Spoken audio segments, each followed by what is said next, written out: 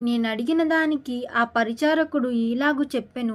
ఆ 4వ జంతువు లోకములో తక్కిన ఆ 3 రాజ్యములకు భిన్నమగు 4వ రాజ్యము సూచించుచున్నది. అది సమస్తమును అణగద్రొక్కుచు పగలగొట్టుచు లోకమంతయు భక్షించుచు ఆ 10 కొమ్ములను ఆ రాజ్యముల నుండి పుట్టబోవు 10 మంది రాజులను సూచించుచున్నవి. కడపట ముందుగానున్న రాజునకు భిన్నమగు మరియొక రాజు పుట్టి ఆ 3 రాజులను పడద్రోయును. ఆ రాజు మహోన్నతునికి విరోధముగా మాట్లాడుచు మహోన్నతుని భక్తులను నలగొట్టును.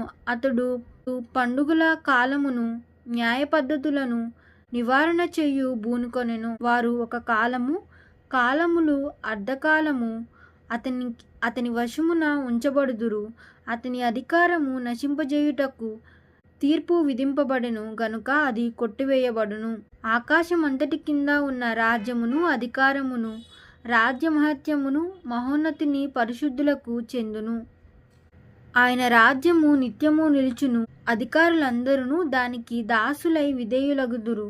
ఇంతలో సంగతి సమాప్తమాయెనని చెప్పెను. దానియేలు నేను విని మనస్సునందు అధికమైన కలతగలవాడనైతిని. అందుచేత నా ముఖము వికారమాయెను. అయితే ఆ సంగతి నా మనసులో ఉంచుకొంటిని.